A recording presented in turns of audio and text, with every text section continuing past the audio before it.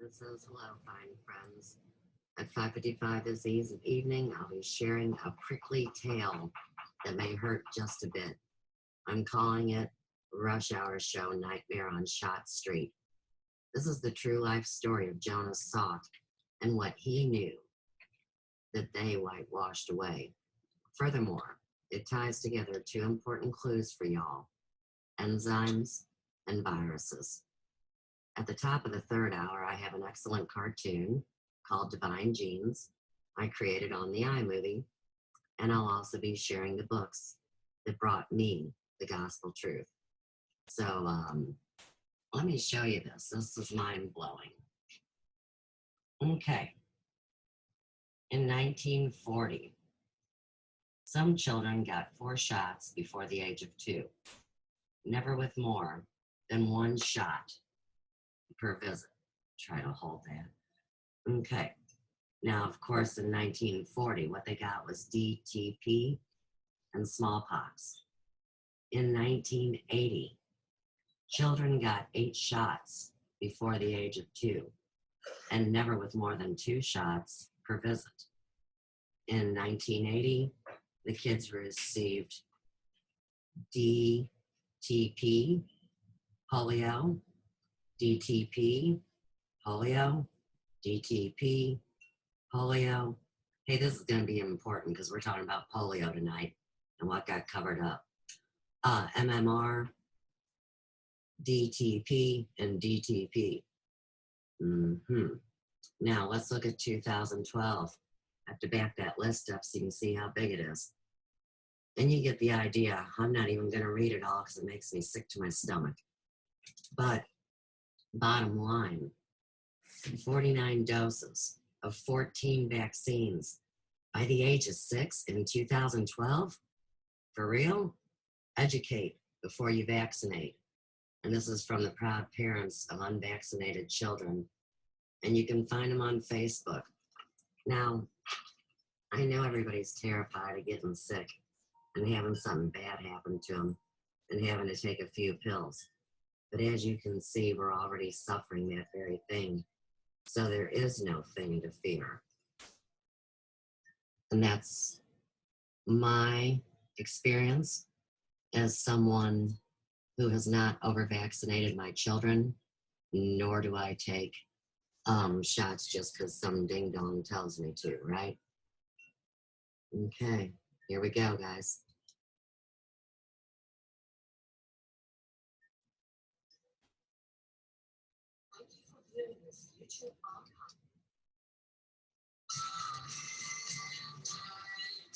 Welcome to the show. Thank you, Deidre, Kates, and one other person. Thanks for sharing this. Bless your hearts.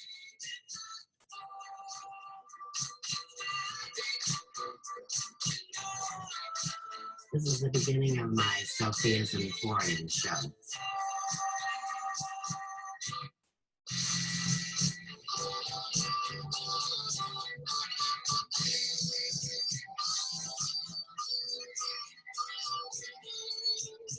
I know you two sweethearts are younger.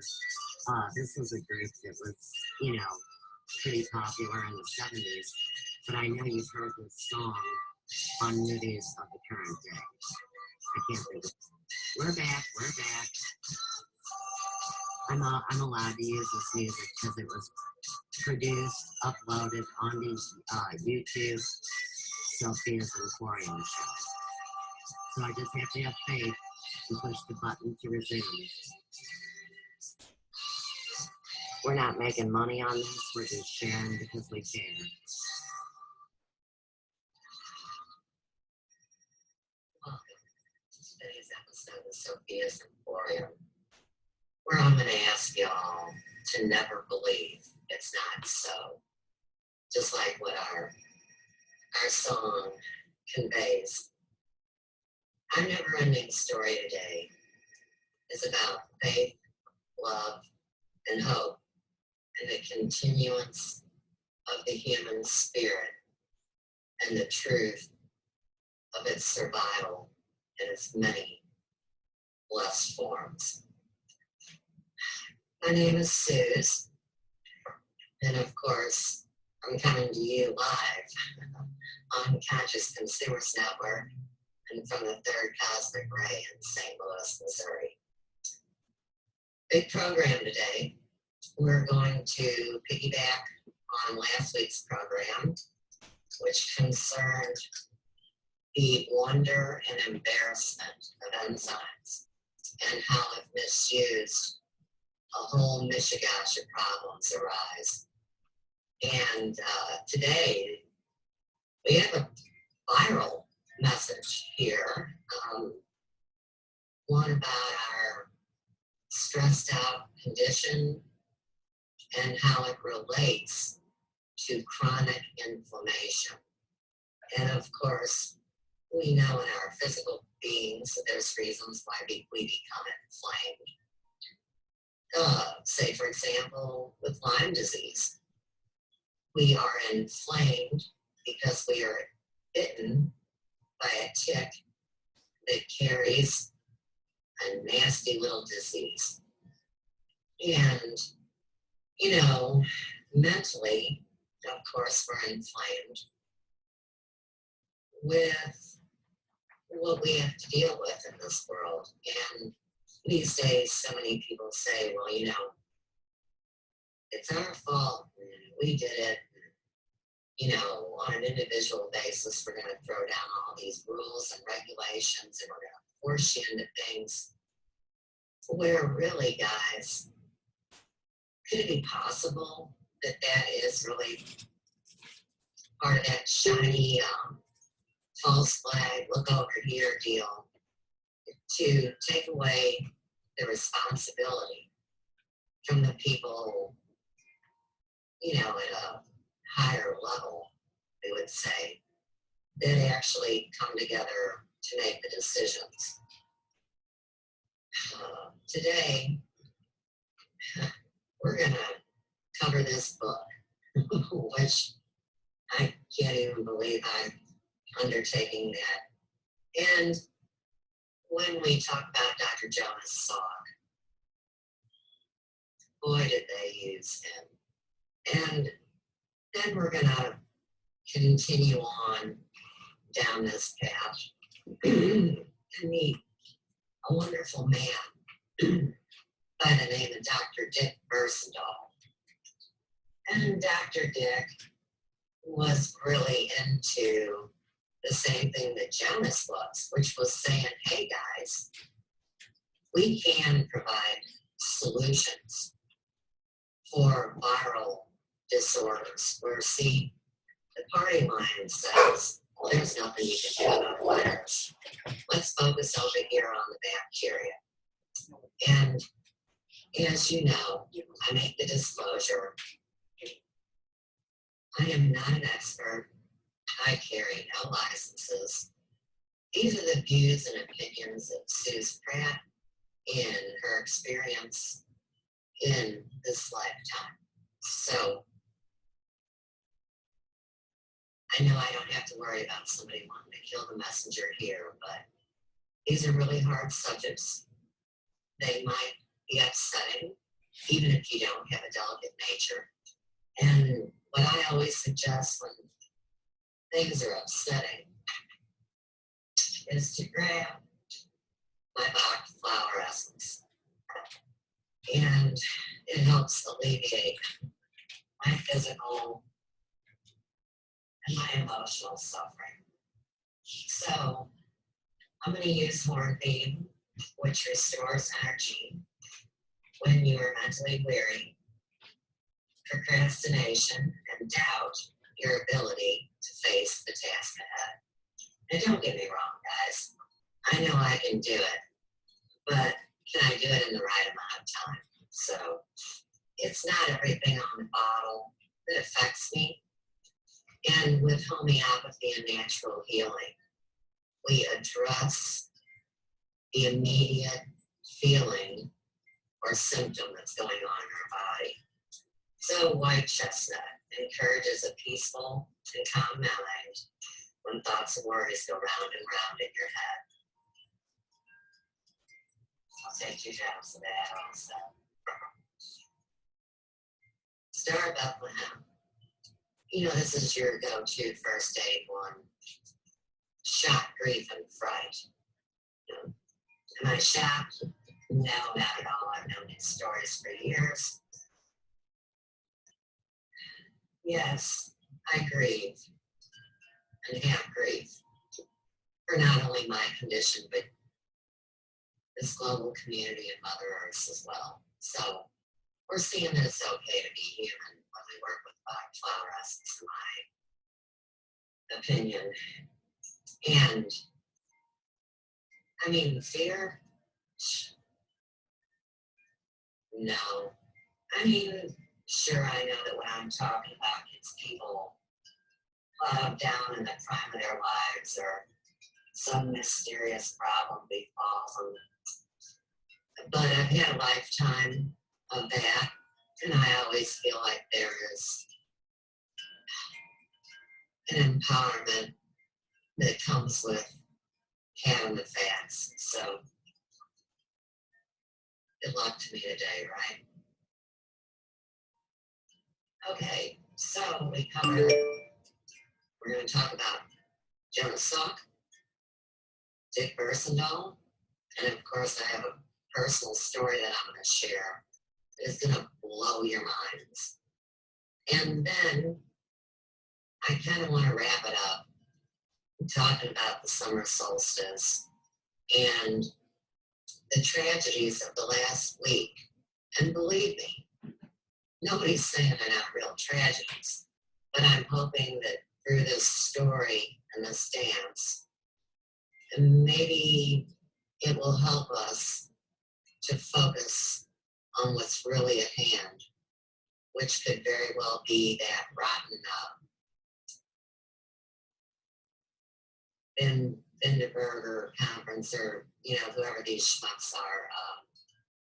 I think it started back in 1955, around that time, and of course it was a secret until the internet came online and people started finding out about these high-powered people, and one of them is the main player in our stories, which would be Mr. Rockefeller. And they all hang out and decide the fate of our world. So, let's get cracking. I thought the best way to really introduce you guys to Dr. Jonas Salk would be to do a life chart on it. And for those of you that know me, I specialize in charting the human life, which is something that Rudolf Steiner had his imaginations of in the late 20th century.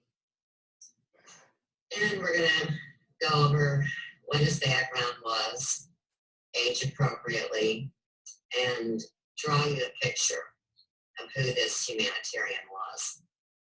So Jonas Salk was born on October 28th in the year 2014. He was born to a typical woman named Dolly, and he was the firstborn of three. Their socioeconomic status was definitely lower middle class. And it's funny, his first word that he spoke wasn't mama, it was dirt. So, as far as his temperament goes, his teachers and those that knew him said that he had an unspoken ambition and that he had a warm personality that sought to bring joy and comfort to those around him. Now, by the teen years, he's 13 years old here. And, you know, this is where the soul comes to the forefront of the experience and says, why do you believe what you believe? So he says he knows he is competent. And that's absolutely all right to say about oneself when they are a student of life. He attended Townsend High School, and of course, people assumed, including himself, that he would be a lawyer. He was interested in battling cases that dealt with obstruction of justice. Now, of course, a doctor didn't sound bad too, especially to his mom that wanted him to survive and, reach great heights. So by 15 years old, Jonas Salk entered City College. I mean, that's amazing, but of course, in that day, there wasn't a set system that would say, well, you're not capable because of your age. If you had done the work and you had the reasoning, you were welcome in. Now, I'm going to read you a little about his shining personality during those years.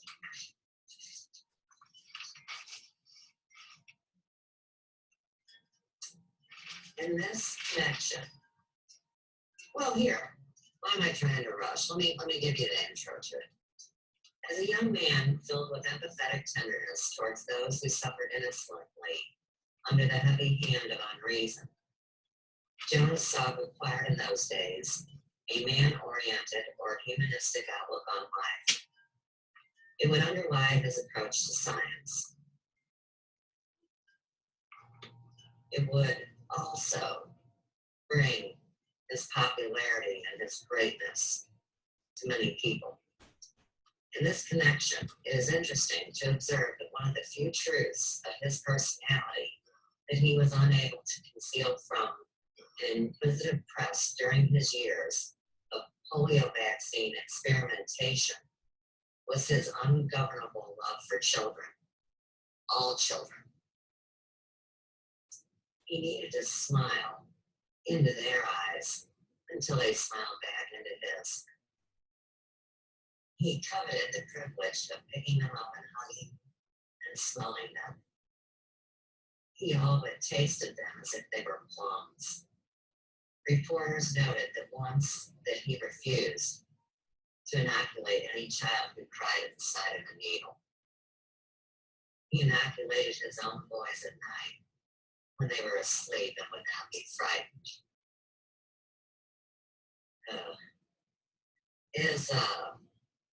Of course,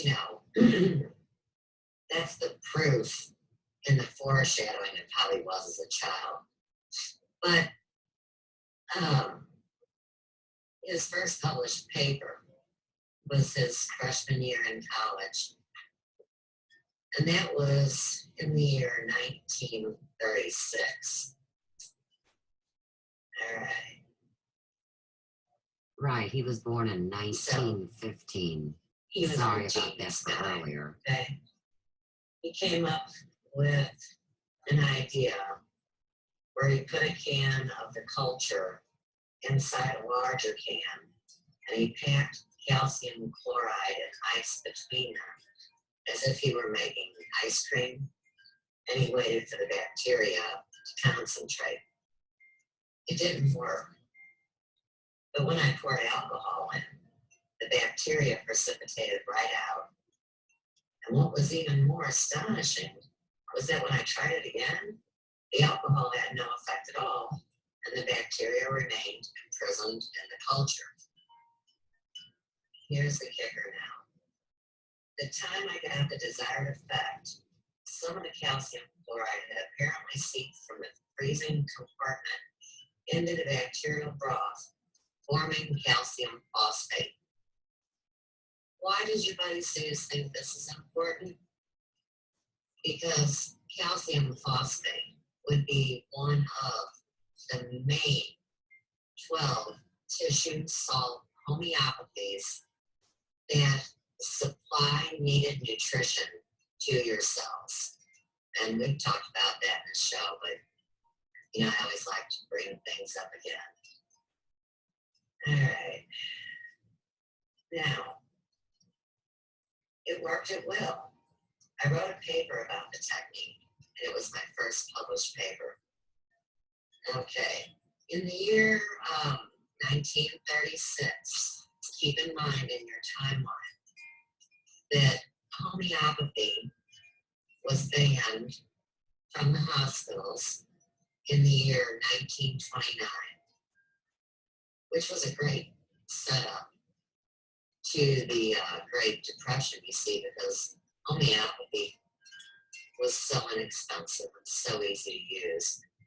So I'm sure that although Jonas knew about the validity of the subject as a young student, well, now he's on the line where they're saying, if you use or recommend homeopathy, you can't work in the hospital. I wonder how that worked out for him. And I promise the story will illustrate it quite loudly. Okay. During those years, he hit the age of 21, where the spirit comes to the forefront and asks the soul, will you continue to keep learning and growing? Or do you know it all? And so, of course, we can see by this illustration that Jonas took the narrow path that leads to higher realms of knowledge, didn't he? Okay. At 24 years old in 1939, Jonas meets Donna Lindsay, who would become his wife. And she went to Smith College and studied psychology. She was a high roller, so her family status was a little bit more highfalutin than Jonas's. And both sides of the family did have something to say about that, but I'm sure neither one of them cared. They were perfectly paired. Jonas began working with a Dr. Thomas Francis Jr., who was a microbiologist at the same time. So now we see that his personal and professional life go hand in hand. I'm going to read out of page 38 now.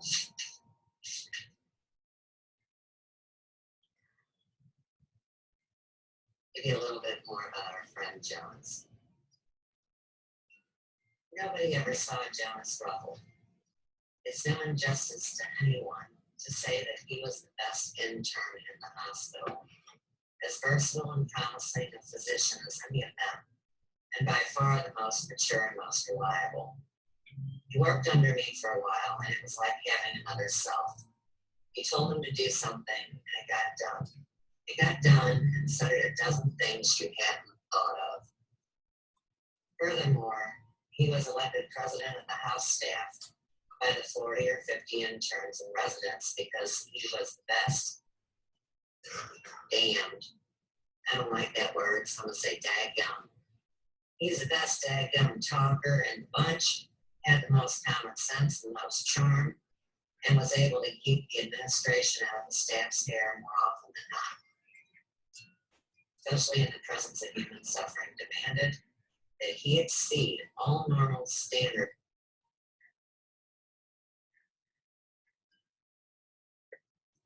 He performed spectacular diagnostic feats. He had a warm, unfuzzy, genuinely sympathetic bedside manner, and his surgical talent was so impressive that at least one prominent surgeon invited him to join his practice. He was a fine clinician, an incredibly patient, responsive mentor. It was a joy to work for him. When I hear some of the unpleasant things that have been said about him in recent years, I get sick. I can't believe them.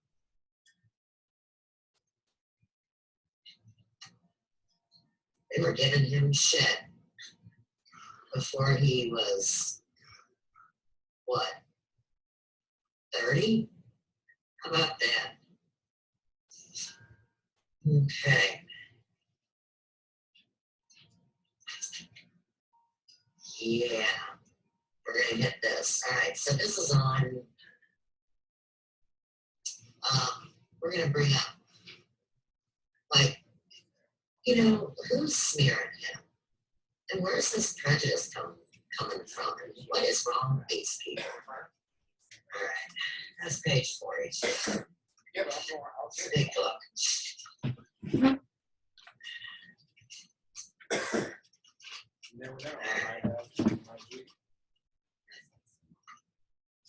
Page 42 says,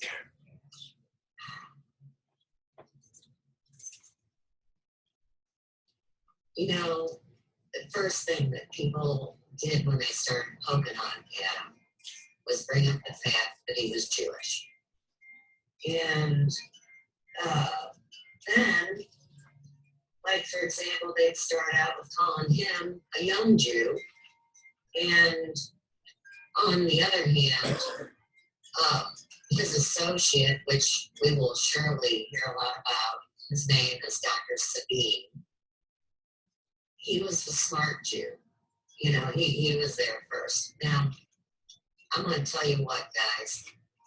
If you look on my immunization records, it proves the story we're going to unearth. Because, see, even though Salk was like, you know, the hero and the poster child, he was going to get his stuff free where there was money to be made with Dr. Sabine's method. And I was given Dr. Sabine's version of the polio vaccination. And they actually had targeted groups that had all sorts of functions they served in a grand experiment. So, anyhow, the other problem with Jonas is, you know, he was from a certain background. And he was from the wrong side of the tracks. Which reminds me of what people say about me. So I always feel like some kind of synchronicity to these people that I'm drawn to. What they go on to say is that such knowledge might limit and simplify one's expectations of the man. And we know now why it does. So, you know, this one day, there were some ladies talking, and even though he looked really nice and they thought he was pretty cool, you know, the first thing one neighbor gal does is turn to the other one and say, "That's Dr. Salk. Is he Jewish or something?" And the other gal replied, "Darling, he's Jewish and something." So, all right. Now we get to the war years. And of course, this affects Jonas Salk's experience, just like every other person's, right? Let's go back to page 44. A lot of information in here.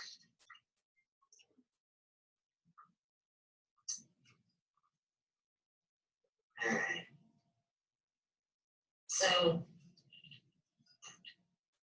the outbreak of war a few days later erased some of these complications that he was having behind the scenes, right? And on April the 12th, 1942, exactly 13 years before the day on which he would become a world celebrity, Salk would skip an excursion to Good Pastures Laboratory and proceed directly to Ann Arbor after completing his internship. What his new job was to eradicate the flu.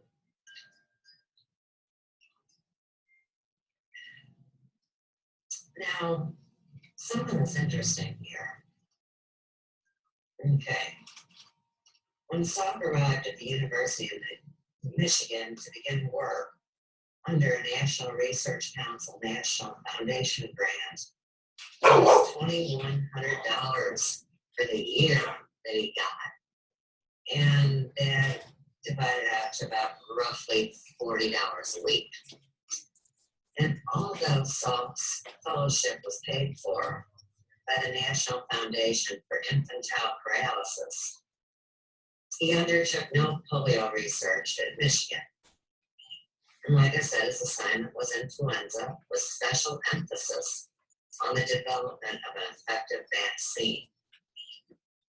They say that in 1918, the disease that killed 850,000 Americans, including 44,000 soldiers, was exactly the flu. I can see they're real concerned for other people, though, aren't they? Let's talk about what made Jonas the expert on the flu at such a young man.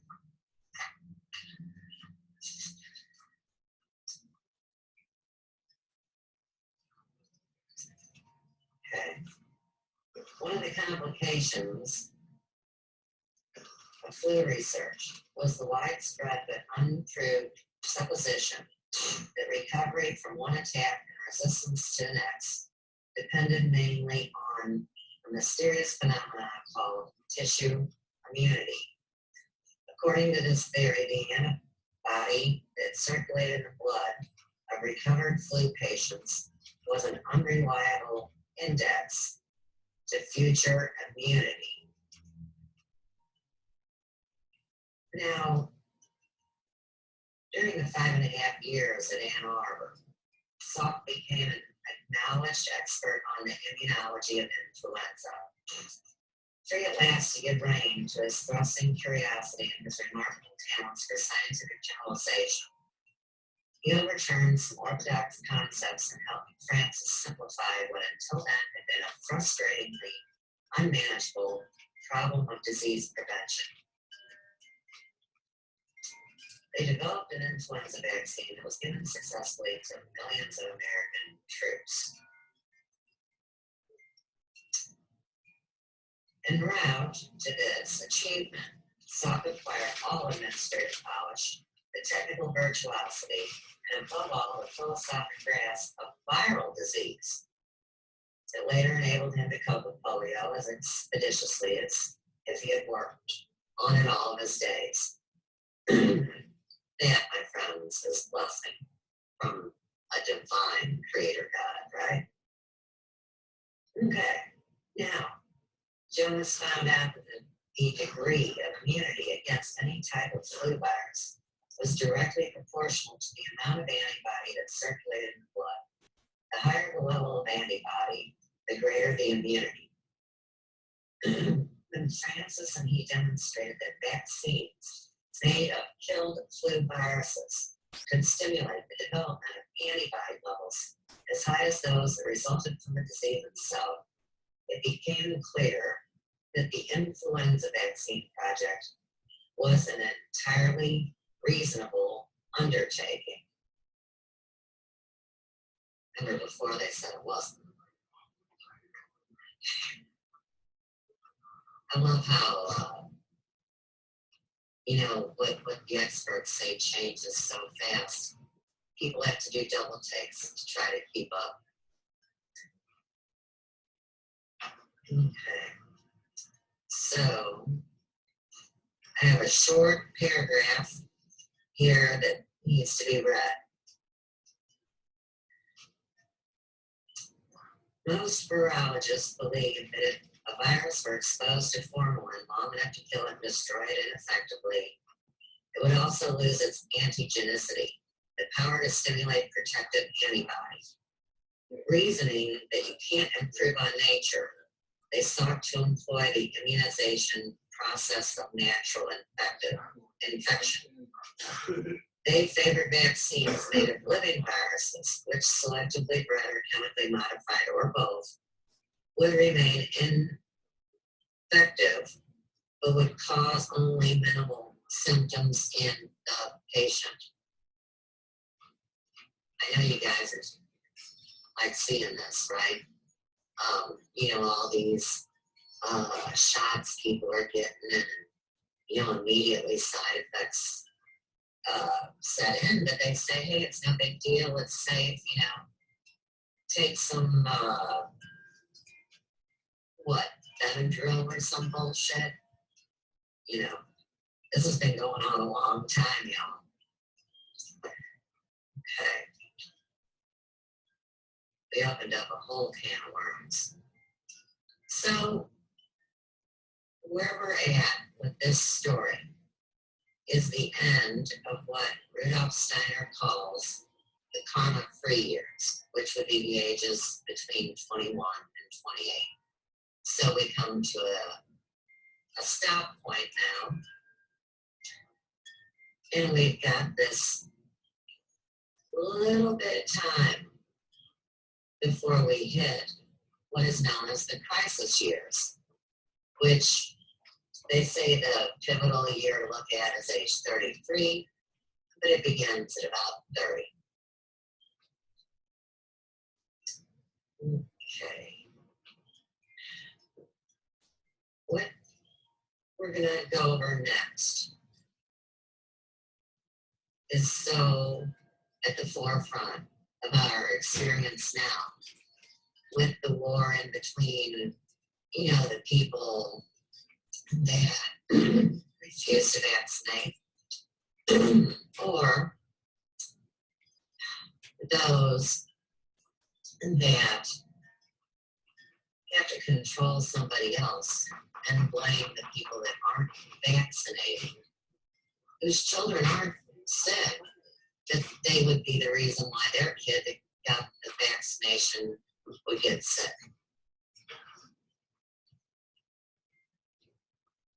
Ugh. Drive me crazy.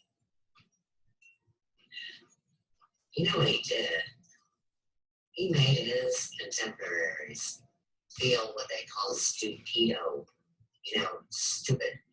And they based, you know, all of their beliefs on assumptions.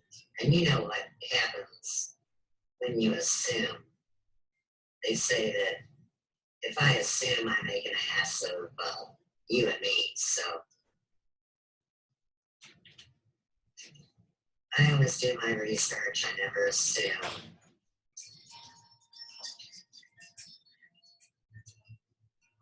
Okay.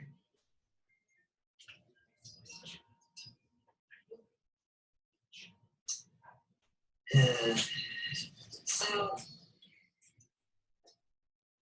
they have a little meeting, okay? And what Jonas is considering is nature in terms of its trends.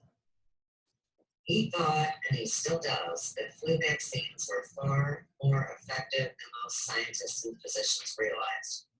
Once it was established that antibody levels was a reliable indicator of immunity, the problem was well in hand, he declares. Naturally, one had to bear in mind that people are living creatures and different from one another. So, how do you handle this? The trick in flu is to give everybody the highest possible level of antibody. In most people, that will be so much that the antibody will spill over from the blood into the nasal and respiratory secretions, where the blocking of infection actually takes place. So far, so good. All right. To avoid surprises of this kind, like, say, when there's an epidemic or something, and the failures so often ascribed to flu vaccines, you must cram your vaccine with every strand you can lay your hand on. To understand why so many people think so little of flu vaccines, he says, you have to put yourself in their place. If you had built your career on the belief that only live virus vaccines can give durable immunity, and they kill virus vaccines are at best a stopgap, you would begin your consideration of the flu vaccines, which are killed ones, with the assumption that they are only a stopgap, right? He says you would then ascribe the occasional failures to all sorts of factors other than which explains the failures. For example, if an individual is vaccinated and gets influenza a few weeks later, these people decide that the vaccine gave only brief immunity, but this is so and so. The truth is far more likely to be that the vaccine was incomplete. Incomplete. We're going to learn about this incomplete, right? Is that the fault of the vaccine principle, or is it a fault of planning and execution? And I bet you already all know the obvious answer that's coming. But we have to lay groundwork. All right.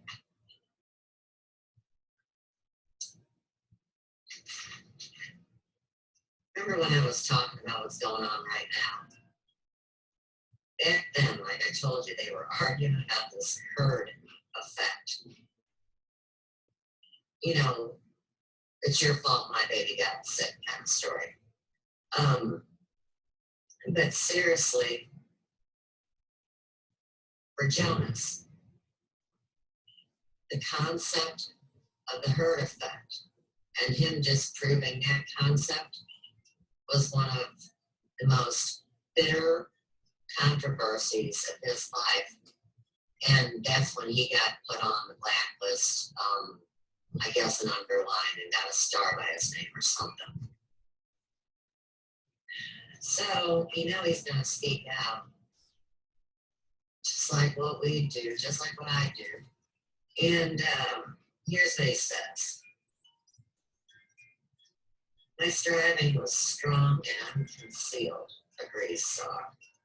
I wanted to do my independent work, and I wanted to do it my own way.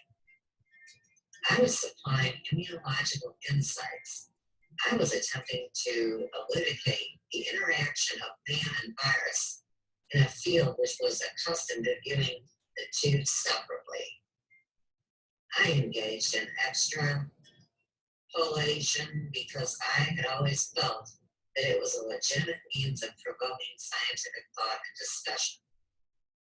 I engaged in prediction because I felt it was the essence of scientific thought.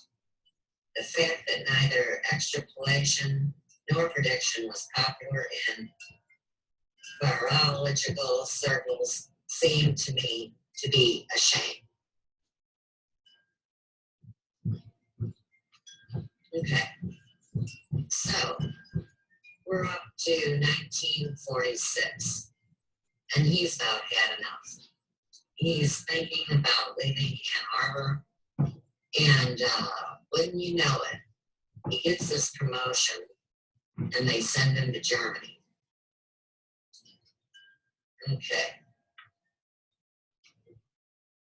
1947. It's what we call off to the dump at the University of Pittsburgh School of Medicine. But man, he fell in love with the prospect of independence. See, this college school place when he got there was full of empty rooms, and they had a lot of space. But they confined him to the basement.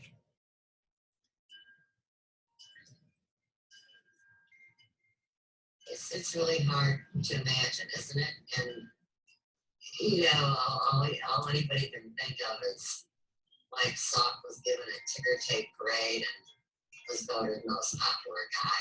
They had no clue that behind the scenes, this man was a targeted individual. So, I understand this story more and more. Okay. We're at the age now in his life where the crisis is revealed. And in our book, this is chapter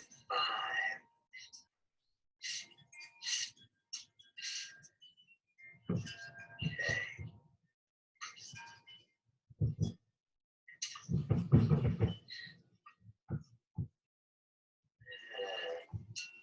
Here we go.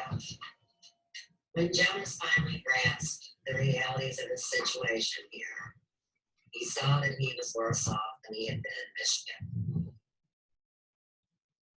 And although there were plenty of vacant space in the building, Jonas was shunned into basement quarters too small for his needs. This was a very trying disappointment. Working space was only half his problem. The independence for which he hungered had also been withheld. I was bound and gagged, said Saul. Another part of the awkwardness was that I was interested in animal viruses, such as influenza viruses, and my associate was a plant virus man. These interests did not coincide, to put it mildly.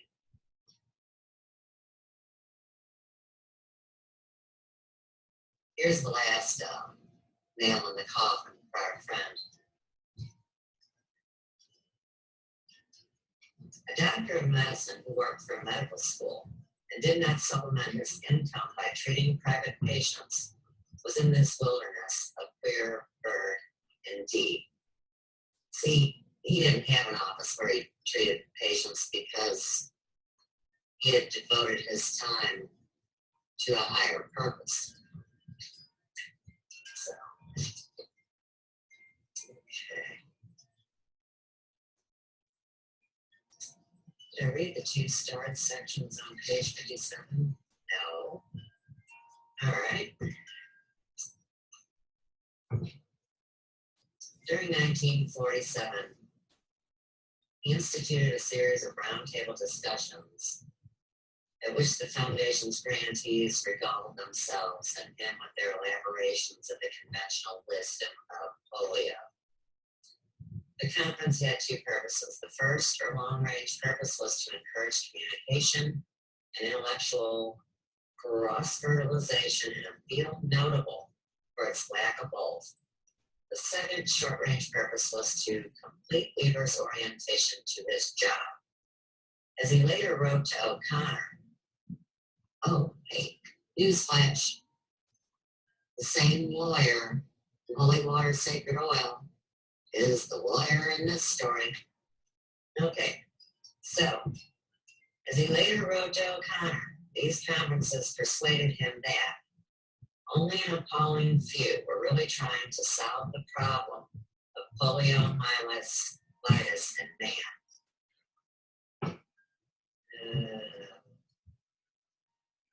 They wanted him to kind of, make sacrifices and roam the field, so to speak, and concentrate their energies on one or more at most of a few of the objectives that were popping off during this meeting, too. So they're trying to compartmentalize and separate. We'll finish off with this. The tone and content of these private observations were pontificial enough to send the biological brotherhood shopping for tar and feathers.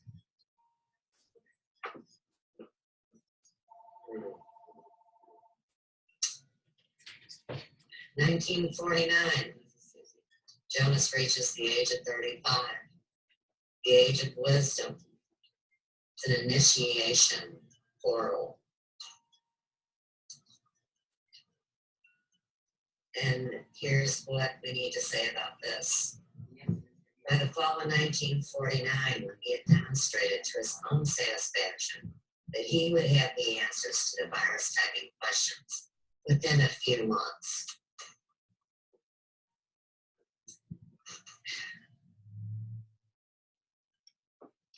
As Jonas Salk had realized, while still a medical student, and as he, Tom Francis, and a few others had demonstrated in scientific practice, there was no particular reason why non-infectious preparations should not be as effective against central viral diseases as they were against bacterial diseases such as diphtheria and tetanus.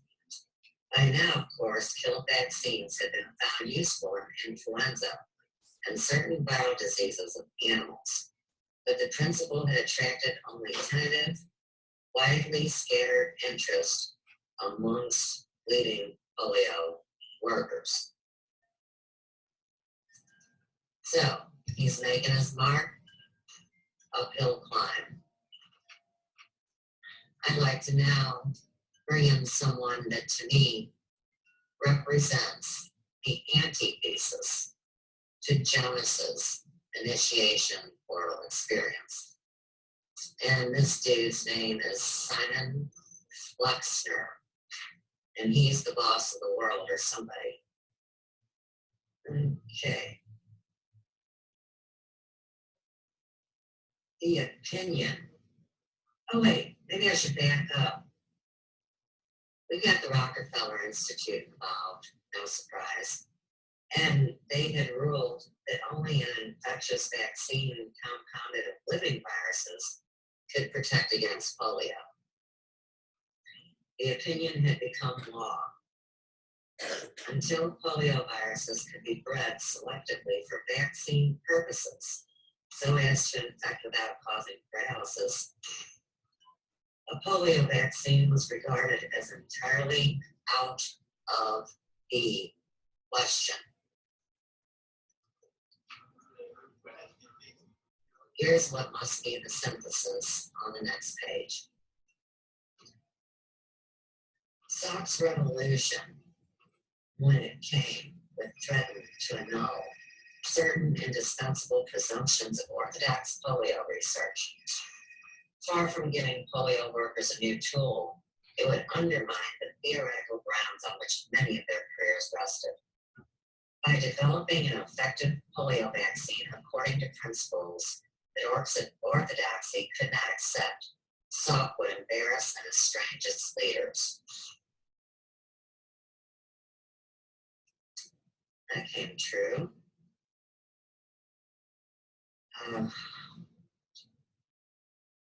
Didn't keep him down though, friends. Okay.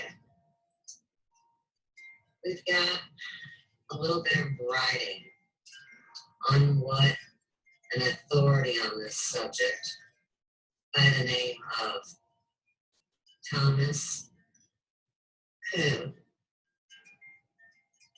has to say about this totally too familiar way of thinking. I quote, "No part of the aim of normal science is to call forth new sets of phenomena. Indeed, those that will not fit the performed and relatively inflexible box are often not seen at all. Nor do scientists normally aim to invent new theories, as they are often intolerant of those invented by others." Hans Zinser remarks that academies and learned societies, commonly dominated by the older foo-foos of any profession, are slow to react to new ideas, is in the nature of things. The dignitaries who hold high honors for past accomplishments do not usually like to see their current progress rush too rapidly out of their reach. Now, we have a Harvard virologist by the name of Enders that is kind of poking the bear, right? And he says, the Harvard virologist found Salk's theories of polio immunization so out of phase with his own beliefs that he opposed public use of the Salk vaccine. Indeed, Salk says that Enders once confronted him across the table and accused him of whackery. All of which would seem to indicate that today's successful revolutionary is tomorrow's defender of the throne, and that the phenomena is probably too universal to be moralized about. That's why we can't judge this. We can only seek discernment. So Earlier I mentioned Dr. Sabine, and now we're going to fill in a little bit about his role. 14 years before the Enders discovery that polio virus grew in non-nervous tissue, Albert Sabine had reported that it did not. Shortly before Tom Rivers died, the old warrior told the National Foundation's historian, Dr. Saul Benison of Brandeis University, about the Sabine experiment. It's pretty kind of gross, guys. They got a 3 or 4 month old baby who had died when they took it cesarean. They, were performing some different tissue cultures at Rockefeller's Institute. And, the work was meticulously done. He believed it was absolutely correct. He says, hell, it was correct. And every working virologist that I believed, that I knew believed it, with the possible exception of Dr. Enders at Harvard. Yeah, that's nasty. And as Sabine subsequently proved, possibly at Rivers' suggestion, the MB virus was the only polio virus that would not grow in non-nervous tissue. Rivers pointed out, if Aletsky and Sabine had worked with another strain, the chances are that we would have had a breakthrough of major proportions in making a vaccine. As it turned out, we had to wait 14 years.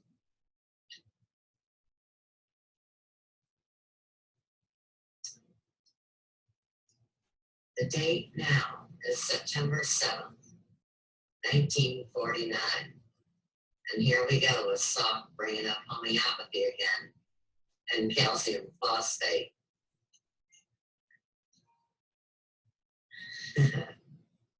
I'm sure they love that. And I do need to remind you of something when we're talking about all this. Keep in mind that all this stuff about immunity and every other thing, if we think about our enzyme book from last week, The Agents of Life, they had identified in missing enzyme in retarded children. And of course, from Italians, Jews, and the dark-skinned folk they called Negroes in that day, which I wasn't going to use that word again today. So we're all the same deep down, except for this blood type stuff and the RH factor and where we come from. And you remember the stories of how deadly missing enzymes are. Of course, Dr. Salk was well aware and trying to get people to see that.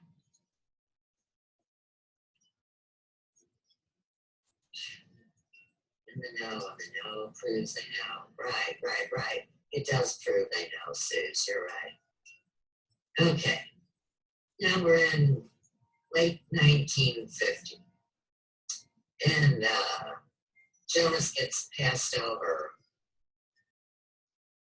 for promotion in an effort to control and sadden him and to break his spirit, right?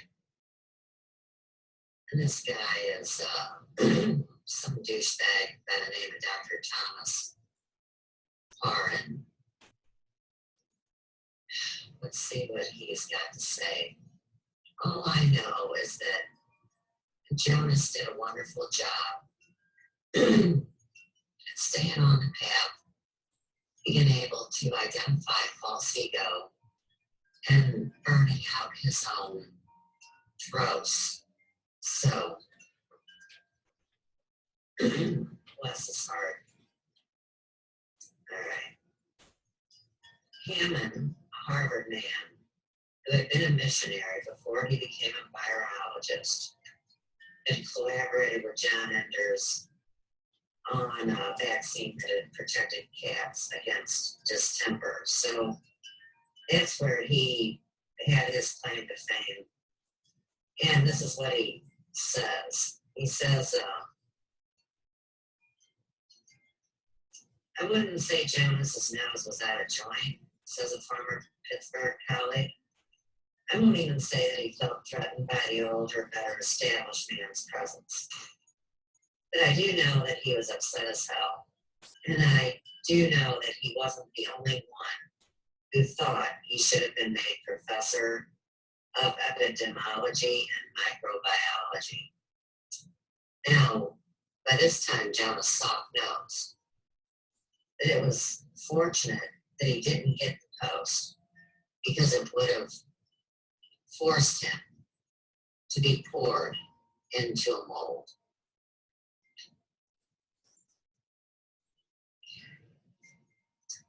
I'm going to read to you a letter now. A letter that Salk writes to Weaver, or maybe I'm just going to skim it because we're an hour in here. Yeah. You know, in this letter, he's saying, I'm well aware of the fact that we are working not only on problems that we have conceived, but on problems that have been suggested to us, that others have also thought of, and in fact, that others are pursuing in a very close parallel. I am well aware also of the fact that many persons can arrive at the same stage of thinking and get the same idea, all at the same time. I look forward to your usual frank and honest comments, and you can understand, I am sure, the reason for this conversation. We're almost coming up to a video, guys, so I can take a break. But before we do that, I hope you remember that when I spoke of this last week, or maybe somewhere else along the way, I don't know, the whole hubbub was about monkeys, killing monkeys, taking monkey parts to experiment on, and Jonas saying, hey guys, we don't have to kill the monkeys. I can get what we need from the juice in their scrotum. And so this monkey ball story is a big thing in this book, but you can surely see where people would have been saying, hey Jonas, you're not eating a fruitcake with that story.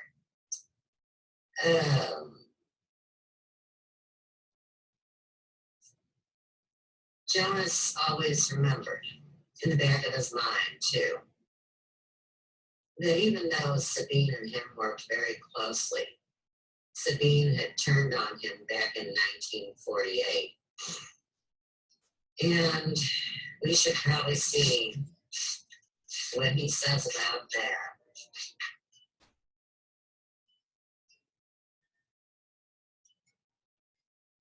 As long as Salk lived, he would never forget Sabine turning on him and saying, now, Dr. Salk, you should have known better than to say something like that or ask a question about monkey balls.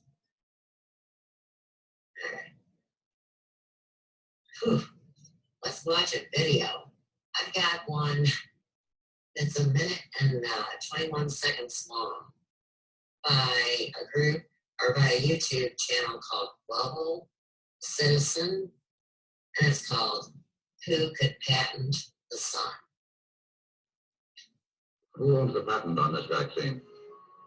Well, the people, I would say. There is no patent. This is, could you patent the sun?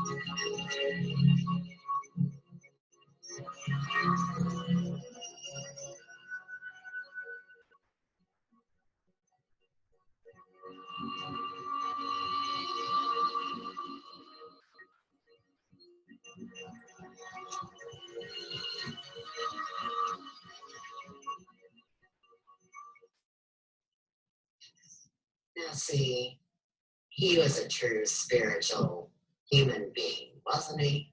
He knew he couldn't own something like water or land or minerals or people, and he knew he couldn't patent polio vaccine. It was for the world.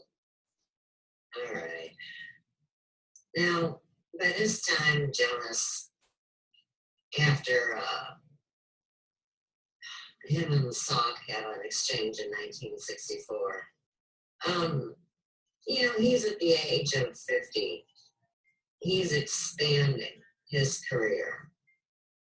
And Steiner calls that initiation into the priesthood, which is signified by the age of 49.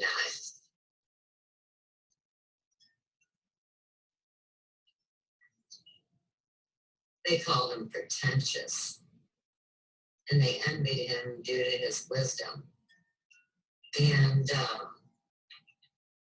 this is where, wait till you hear this one. This is where the term safe for use came about.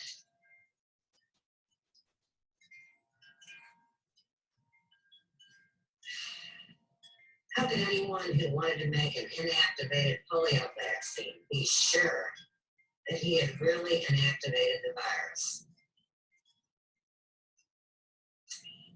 He says, I gotta admit, this is Tom Rivers talking,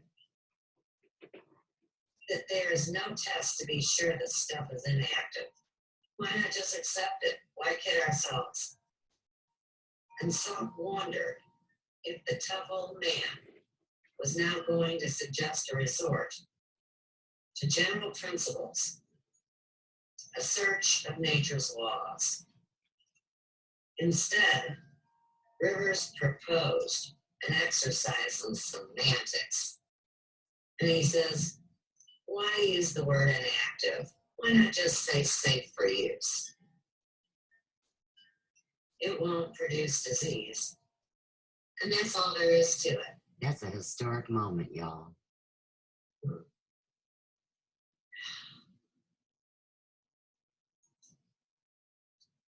Okay. So, I want to share the forces at work on this man's stage of life. It starts out like this. Needless to say, they have covered all of the possibilities that the human mind can conceive in approaching this problem, but the question before us now is what to do from here.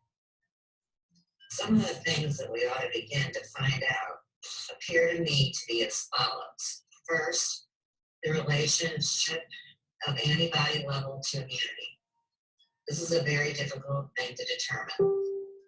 It is something that we talk about in relation to many diseases, but I wonder if we should not begin to formulate some ideas as to what antibody level we want to achieve. I don't know whether increasing circulating antibody will prevent poliomyelitis, but certainly it is one attractive hypothesis with which we can make some progress. The relative value of infection versus vaccination for inducing antibody increase, and whether or not corresponding levels of antibody immunity from injection is superior to that induced by vaccination. At the moment, it seems, not only from studies we have done, but from those we have done by others, that one can certainly exceed the antibody level. Blah, blah, blah. Okay, so they're at this meeting, and here's what they got to say.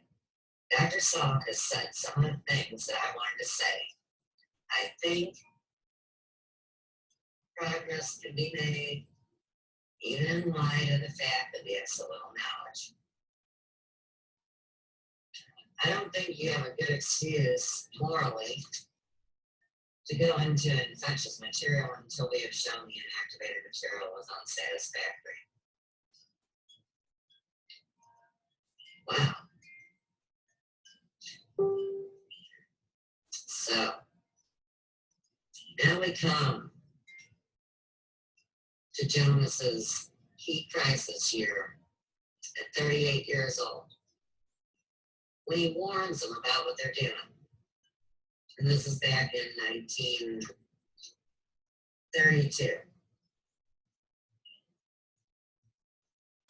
He says, I firmly believe, he went on, much to Jonas Salk's joy, that we have in the near future, a matter of a year or two, a solution to many things that we want a solution to.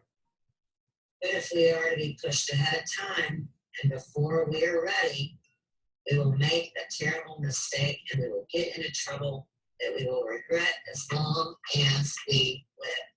And we're paying for it now. We've got something terribly big here, and unless we handle it right, we're screwed. First-hand testimony from the And I man don't who knew want it better than to anybody. be pushed into that position. And they want to force this stuff on us? Right. Mm-mm. They weren't following Jonas's directions to the T because they had a monkey on their back, literally. All about the ego. And money. Okay. Jonas gives this huge report on proposed human vaccination experiments. And this is how it goes. I would rather not discuss proposed human vaccination experiments, he began, but rather present the data that we have gathered over the last several months, which may serve as the basis for confidence in thinking about a human vaccination experiment. Perhaps I can do this best by showing some lantern slides which summarize the data that have been gathered on the induction of antibodies in monkeys. First with the active virus used as a vaccine, and then with presumably non-infectious preparations. So, I don't want to spill the beans or spoil the surprise or mess up the ride, but all it takes is a tainted or a manipulated monkey to get broke down into some juice, and the next thing you know, somebody's got AIDS. Or if it's too pussy, you get cancer. And if it's just a little pussy, you get the flu. All right. Did I mention to you guys that I have never had a flu vaccine? And knock on wood, I really don't get sick. I mean, granted, I have chronic problems, but that's not the point of the story, I guess. So I think we all should have our own choices with this stuff. And full disclosure should be given to everybody before they decide, right? Okay, so, here's Jonas being held to the wall, and he's doing everything right by choice, not because they're forcing him to be moral and ethical. And believe it or not, the other side, the other team, they were already doing human experiments, but see, they worked on people that didn't have a choice, like the mentally challenged or prisoners. What Jonas did is he went to this D.T. Watson home for crippled children at Leedsdale, which was 15 miles up the Ohio River from Pittsburgh. And he began taking blood samples from candidates for experimental inoculation. Okay, so to me, this is where he really shines when it comes to his bravery and his confidence and his experience. It's 1952, and the first person to be injected after himself and his children and his wife is a kid named William F. Kirkpatrick, and he's a 16-year-old son of an industrial executive. And what I got a kick out of is that Kirkpatrick is in my bloodline kin too. So I guess it was a couple weeks ago that I was talking to Randy about my unusual pedigree or whatever, and here I see another name. So, I thought this was cute. They wrote Jonas Salk a poem. You know what William did, William Kirkpatrick. It says, Dr. Salk is a happy man. I am proud of him. He discovered a safe vaccine to fight polio, and I hope no one else gets polio. And may God bless him. From your pal, Peter Herwad. Oh, so, all right, it wasn't by Kirkpatrick, it was by his pal, Peter Herwad. How cute. All right, where are we? Yeah, we're going to reflect on the last 6 months of 1952. And he says that those were the happiest times in his life. And what made it so awesome was that it was the period of secret experimentation. And it was the most rewarding Salk had ever known. There was only 3 people that knew what he was up to. And that was Basil O'Connor, which should have alarm bells going off by now, Harry Weaver, and Tom Rivers. And you know, that Tom Rivers name sounds familiar from another story too, but I'm not sure. So, anyhow, our next video to show you the actual footage. I think you're going to enjoy this. It was done by some college kids, and it's called NHD 2009. Jonas Salk, the man who saved the children. And you can find it on YouTube at channel that's spelled AHEIM 94. Enjoy. Your head is disconnected from your body. They couldn't move anything.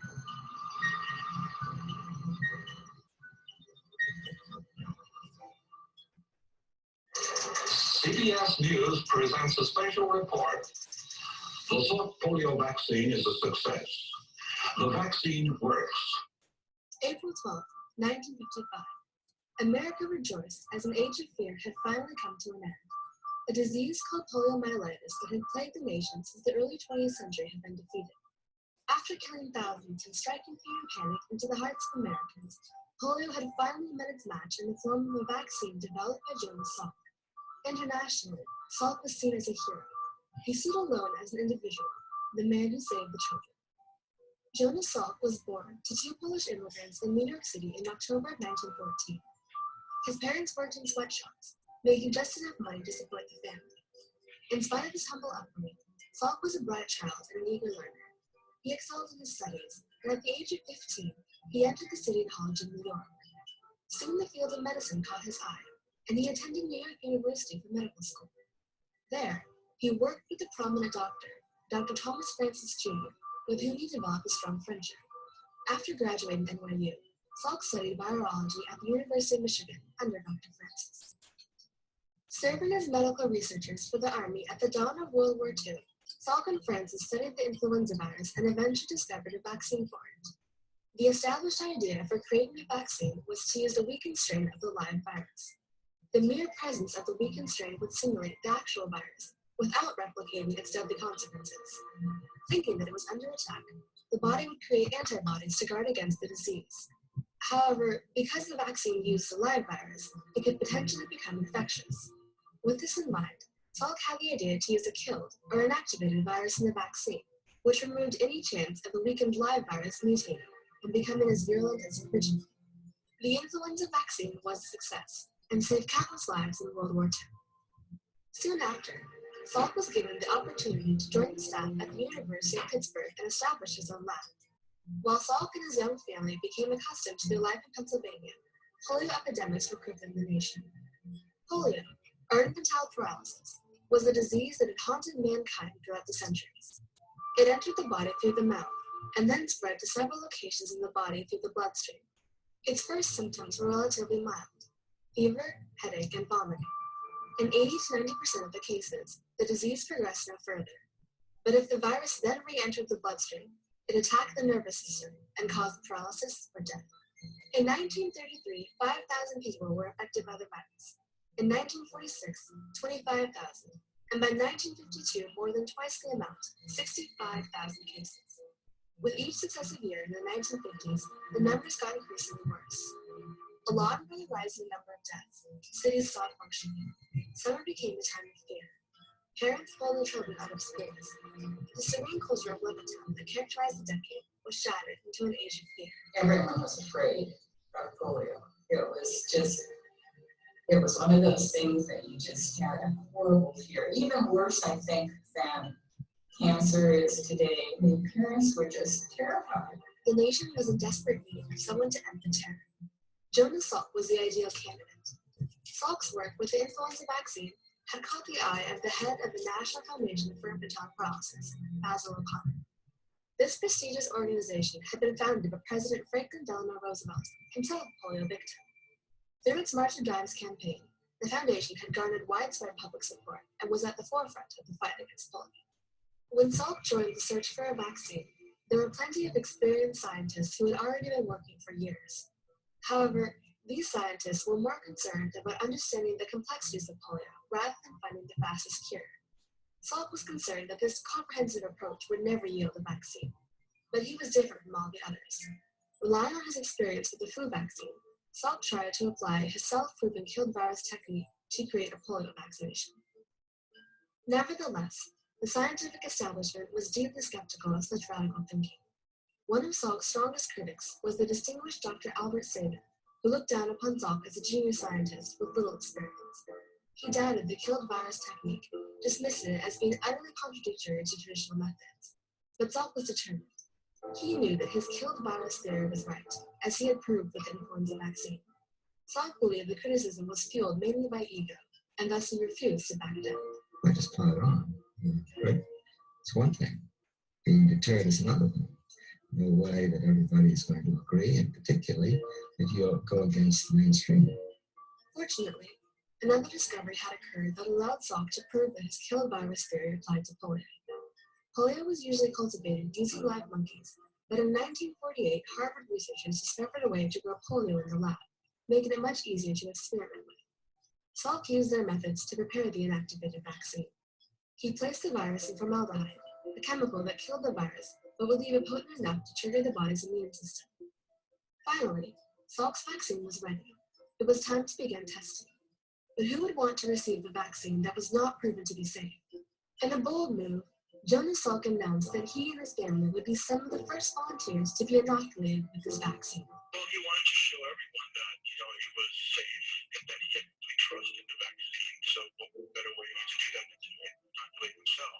With the backing of the U.S. government, Salk began the largest controlled field trials in the history of medicine without spread. Never before have so many people been tested for a vaccine at one time. 1.8 million children in 44 states were given the vaccine. There was not any hesitation. People were so afraid of polio. There was just a general hopefulness that this might be the answer. The nation held its breath as the year passed. Tensions rose as rumors spread that the government was producing coffins in case the vaccine failed. People were as scared as they were hopeful. Still, the questions mounted. Would the vaccine work? What if the killed virus mutated? Could it really save the children? Confident as Jonas Salk was, even he slept very little the night before the results were announced. Then the nation received its answer. Finally, April 12, 1955, Salk vaccine safe, effective. Jonas Salk's hard work and perseverance had paid off. His successful vaccine was a major triumph for the millions of Americans across the country. Everywhere, church bells tolled and newspapers heralded Salk as the American hero, the man who had conquered polio once and for all. Because of his overnight celebrity status, many in the scientific community resented him and prevented him from receiving a Nobel Prize or being inducted into the National Academy of Sciences. He got saved at a young age. And, some scientists stepped up. One of us became a scientist, but, others obviously that backed him and believed what he did and were grateful for what he did. Despite this lack of official recognition, Jonas Salk's actual achievements had an indisputable impact upon the American people. He alone had developed a vaccine that provided immunity to a disease that had terrorized the nation for years. Through his work on polio, Jonas Salk demonstrated that he was truly an individual. He refused to patent the vaccine, boldly declaring, "How can you patent this stuff?" indicating that this vaccine belonged to humanity. This selfless act paved the way for the immediate production of the vaccine and helped curb the vaccine's cost. But there was no need to pay royalties to the inventor. But still, Salk was not finished. He continued to work with the Eisenhower administration and the UN, helping create the dosage levels of the vaccine and internationally jump-starting vaccine production by sharing his lab and his results with all nations. Although his methods were criticized, Salk's results spoke for themselves.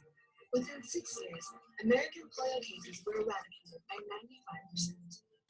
When you think of all of the children who won't be crippled, none of that, what a legacy this is, that he saved so many hundreds of thousands of people. Unlike many in the scientific community, Salk saw neither personal glory nor financial gain in his vaccine. Though he was a scientist, he was above all a humanitarian. His desire to save lives guided his actions, trumping it once. His legacy lives on. After his success with the polio vaccine, he founded the Salk Institute for Biological Studies in 1963. Until his death in 1995, Jonas Salk continued to make significant contributions to the field of science, researching a vaccine for AIDS. Today, a polio vaccine has become commonplace. Every child in America receives it at birth. Because the vaccine is so readily available, it is easy to forget the countless hours Jonas Salk spent in the lab to make such a breakthrough possible.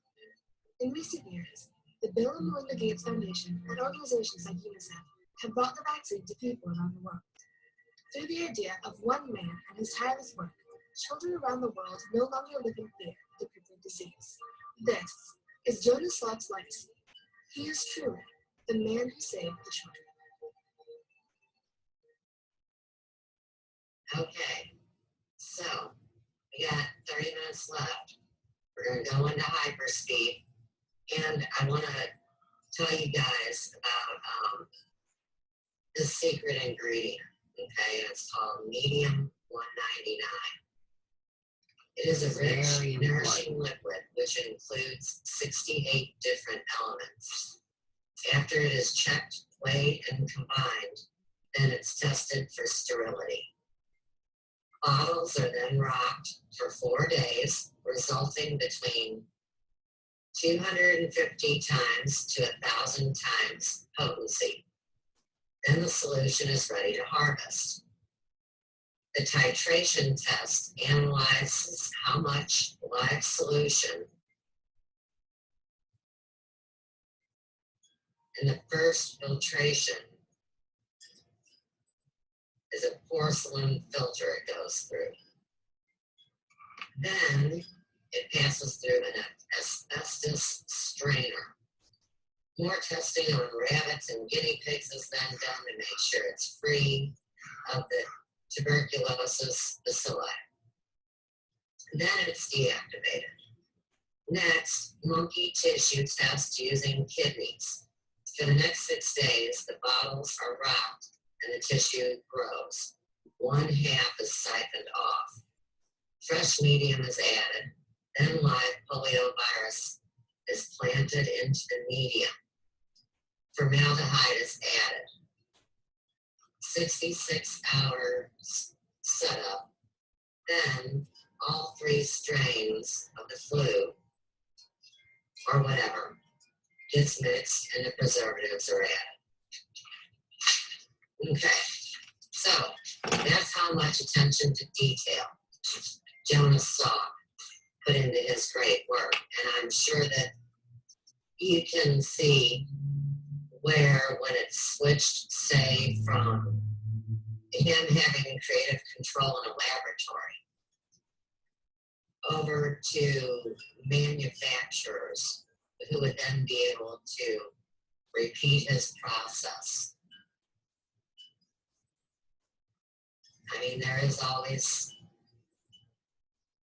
the human element, right? And there would be the argument for, well, why do we need humans? We'll just make everything into a machine and nothing will ever go wrong.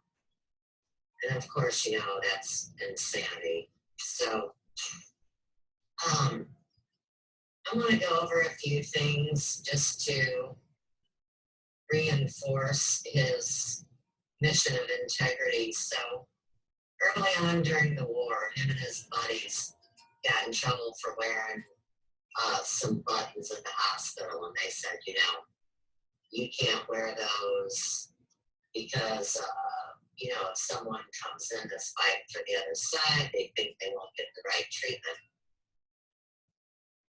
You know, he spoke to him and laid that one to rest. I do want to read, though, what he wanted to be. Okay. Page 67. He says, I wanted to be a scientist, not a vaccine manufacturer. I was an immunologist, not a product developer. The thought that vaccination against paralytic polio might be feasible naturally arose. All right. Now, here, he says that all he did was ask the right question at the opportune moment.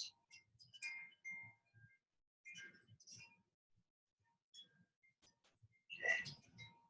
I was suggesting that our purposes might be better served by testing an unknown virus capacity to immunize, rather than worrying about its capacity to infect. Albert Sabine sat back and turned to me and said, now, Dr. Salk, you should know better than to ask a question like that. It was like being kicked in the teeth. I had offered an oblique challenge to one of my assumptions, you see, and now I was being put in my place. I could feel the resistance and the hostility and the disapproval. I never attended a single one of those meetings afterwards without that same feeling. Okay. So, we have a short statement from Jonas about how he felt about virus types in 1949. Of course, like we've gone over time and time again, he had demonstrated to his own satisfaction that he knew what was going on. And that these people that were slowing things down had been intrigued and frustrated for 4 decades. We have a letter to Big Pharma that he puts out in 1952 that goes like this.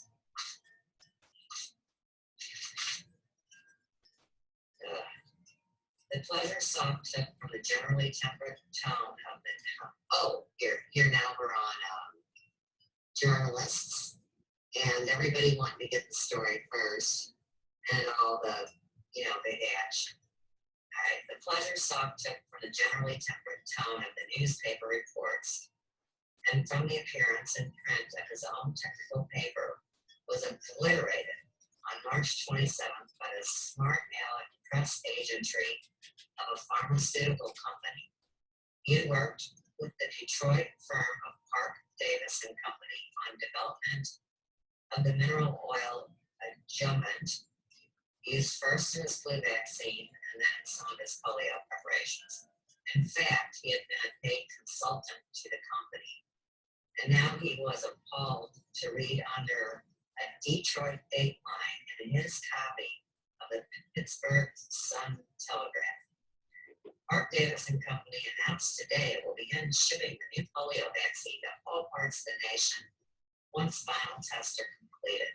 The drug firm disclosed also that it had closely cooperated with Dr. Jonas Salk of the University of Pittsburgh, who announced discovery of the new vaccine yesterday. A Park Davis spokesman named DRSFD Stimpert, I.W. McLean Jr., A.R. Taylor, and Arnold Hook as assisting in several phases of Dr. Salk's discovery. Dr. Salk said the vaccine would not be in general use until further tests are completed. But Park Davis said once those tests were ended, it will begin quantity manufacture of the serum for widespread delivery. Salk exploded with mortification. To be misrepresented, even by implication, as the consort of a commercial firm was more than he could endure. The news item made him a joke of the academic independence that was so important to him. He asked the University of Pittsburgh's public relations consultant to draft a rejoinder. He steamed and fumed at Weaver about his absolute refusal to be a promotional pawn. He then wired Harry J. Lloyd, president of the drug company. His statement attributed to Park Davis is disturbingly misleading and embarrassing to me. The working together of pharmaceutical and university laboratories does further scientific progress that I do not admire and am personally resentful of the motivations for the issuance of your statement. The university released a statement to the press later that day. They say the developing and testing of a polio vaccine just reported by Dr. Salk at the University of Pittsburgh was not done jointly with any pharmaceutical laboratory, nor with the financial support from any agency other than the National Foundation for Infantile Paralysis. A vaccine has not been fully developed, but it is in the process of development. There should be no implication that pharmaceutical laboratories are now in a position to deliver such material. All commercial laboratories are interested, and many are working on this problem, but none has had exclusive information about the current research beyond that reported in the Journal of the AMA. Right. Maybe a little too late. Okay. So, remember, Jonas didn't do any of this for money. He did it for the love of children. And, like I told you, I mean, I don't have the exact statistic off the top of my head, but well over $1 million was given to Sabine by the Rockefeller Foundation and all those guys, you know, to make something sellable. So he wasn't very happy. As far as the vaccine being named after him, this made him very unhappy and very nervous. Says the term Salk vaccine was beginning to appear in headlines and was becoming a household language. It drove Salk wild. The rabies vaccine was rarely called the Pasteur vaccine. The yellow fever vaccine was never called the Thyler vaccine. Nobody outside the scientific community could name the men who had developed whooping cough, diphtheria, influenza, tetanus, typhoid, or encephalitis vaccines. One obtained a smallpox vaccination without hearing the name of Edward Jenner. So why come is he the only guy they're using by name? And we got a weird story here we need to hit. Trying to get through a 400-page book is not one of the easier things I've done during my shows. That's for sure. Oh, Lord have mercy. All right. The indignation of the press was as nothing compared with the disgust of scientists. The bedlam was revolting, says one of those who were there. It was as if 4 supermarkets were having their premieres on the same day in the same parking lot. Those of us who expected a gregarious corruption of scientific procedures by the National Foundation naturally attributed the bedlam to O'Connor. One had to be callous indeed not to regret one's own presence there. One felt like a stage prop, an item of window dressing. It was a souring experience and a black eye for us all. The day started rather pleasantly for Jonas Salk. He breakfasted with the great humanist philosopher of the American medicine, Dr. Alan Gregg, Vice President of the Rockefeller Foundation. Tom Francis arrived and told everyone that his report was favorable to the vaccine. There was handshaking, and, Salk was somewhat relieved. Apparently, the merthiolate had not done too much damage. Oh, you mean that he got pushed into... Yeah. Okay. I've been thinking a great deal about you, Jonas, said Gregg. In the next 30 days, you're going to have to, you're going to be at the crossroads of your life. And Jonas says, well, why is that? And he says, you must make a conscious decision. You must decide whether to spend the rest of your days enjoying your fame or working. You will be unable to do both. You can spend your life traveling, reading papers, accepting awards, and being comfortable. Or you can have the courage to turn aside publicity, the courage to resume your work, the courage to face your responsibility, that you may never again be able to do a piece of work as important as the work which brings us here today. Sounds like a control program or something. The thought had crossed Salk's mind, but had not taken root until now. I want to follow through on polio, of course, he told Gregg. But after some of the remaining questions are answered, I'm not sure what I'll want to do. Jonas, said Gregg, do only that which makes your heart bleed. So, that merthiolate that we talked about, yeah, it got connected to allergic kidney disease. And is that why it will later be connected to tainted tissue Only the nose knows, right? So, I gotta read this one. We're going back to Sabine, and there are little differences of opinion. So, here's the deal on this, because I didn't underline it, so it's going to come straight off my head. Sabine was into these living viruses, right? And Salk used the killed viruses.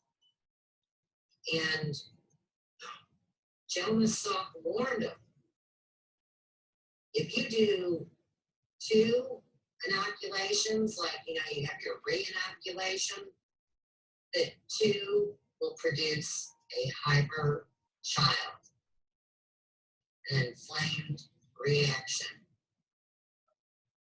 I know y'all been seeing these babies that after they get their shots, they break out in rashes and have inflammations and are in all this pain that almost paralyzes them.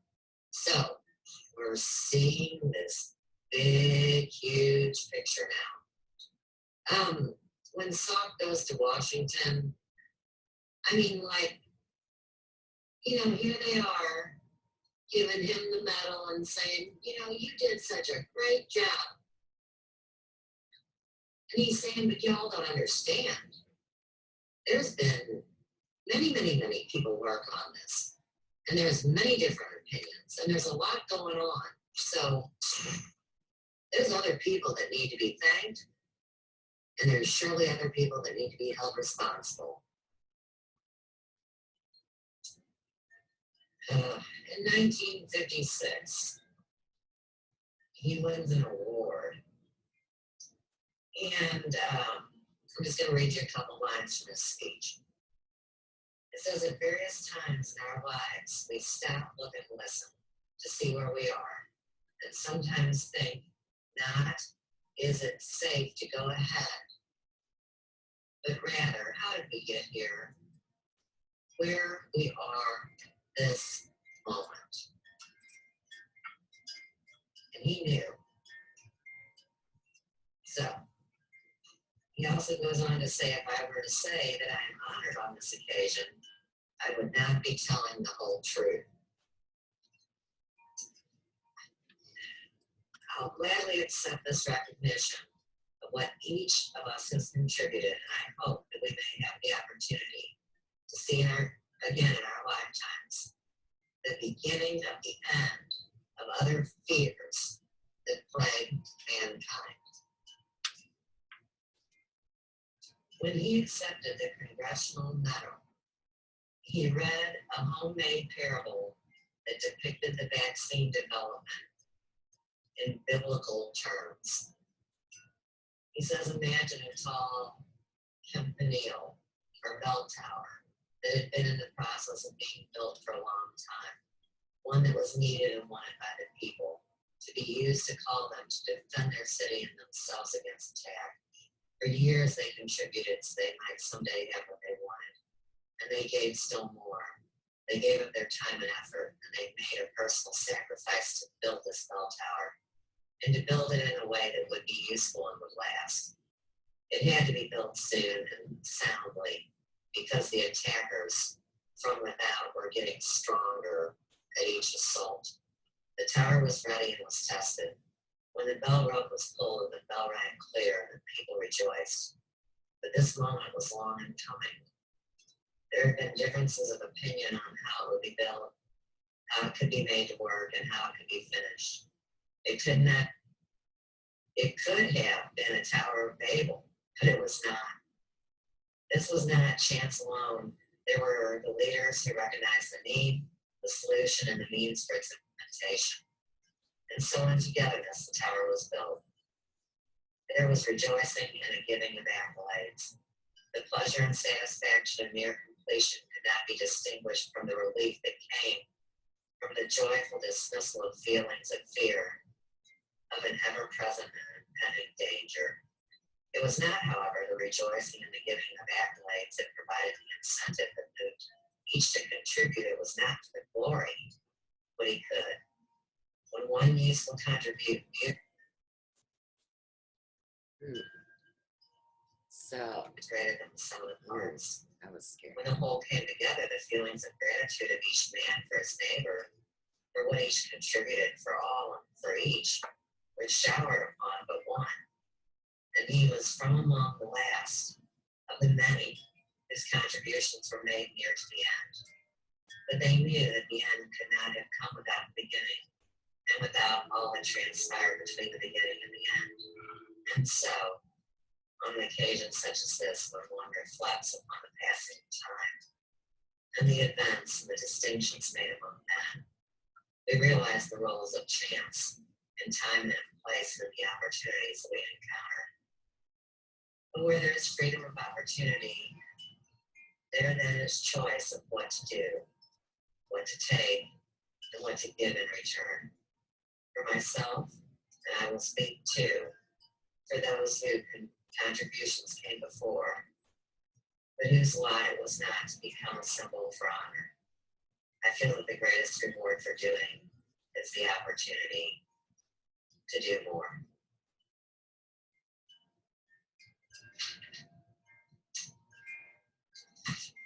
All right, guys. So, obviously, I won't have time to tell the Dr. Dick story today, but we are going to continue this next week again.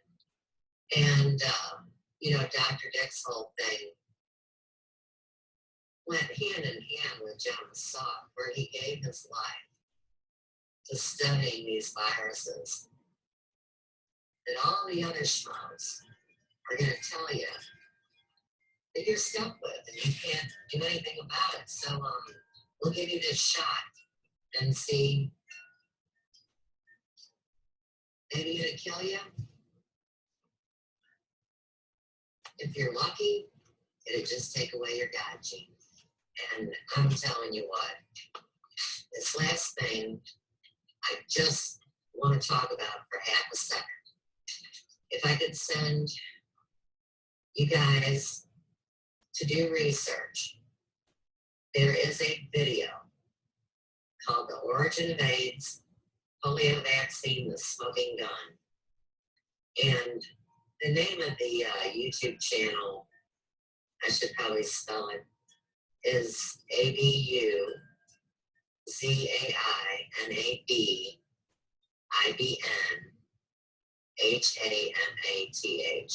Abu Zainab Ibn Hamad. And what a trip this video was. So let me tell you about that. Everybody was manufacturing the vaccine. You remember all the different labs. And surely these labs were also in other countries because, the whole thing was, we're going to go vaccinate the people less fortunate than us. So we're going to go over to Africa and, hook everybody up. Well, like y'all remember, they already knew that especially the people of dark skin and those from around the Mediterranean, they had this missing enzyme. And so the vaccines to them were way, way, way more fatal than what the general population was. And in the meantime, now Salk's vaccine was completely safe. But when they started playing around in these other countries, they used the natural resources of that area. And there was a whole argument and a actual cover-up to where the doctor that was in charge of the place in the Congo, he taught those nurses and those workers how to dissect the monkeys, how to take out their liver and kidneys and chop them up and make the stuff and do the deal. And sure as shit, they had a tainted monkey, probably more than one. And the next thing you know, AIDS kicked off in the Congo. Now, of course, you remember all the terrible statements that ignorant people made about, like maybe they had sex with a monkey or, maybe a monkey bit them or whatever. That's not the case, guys. And so it brought up, the idea that, hey, maybe you shouldn't be killing all these animals, and that's where the animal testing then came in. Now, here again, ask yourself this. If they're not going to use animals, come on, y'all. They're using people. And, the people even paid for it and cheered on, where the monkeys were just really not very happy about it, and they were not telling their friends. So, I would highly suggest checking this one out, and if I had time, I would surely share more. But the one thing I do want to bring up, because it's back to journalism, and I take it very seriously, just like I do my life and my love and my purpose and service, is that what really pissed off this Hillary Kaprowski, which was the doctor, is that, the Rolling Stone, came and did this article and exposed the whole thing. And unfortunately, the argument still today goes back to whoever that was giving the testimony said the words that it was this green gorilla, that, like a green gorilla that was, at the center of this controversy. And all of a sudden, wouldn't you know, now these factories have been decimated and left to lay in ruin, but miraculously they found one vial left from that run, and it was absolutely safe. And Rolling Stone from then on, oh my gosh, they took heat and had to apologize. And, it was about that time everybody needed somebody to blame it on. So the journalists were the target, I guess. How sad, y'all. The journalist that did the work, though, for this piece, his name is Edward Hooper. And he interviewed hundreds of people that were from that area and worked in the complex where they did all this lovely work and research.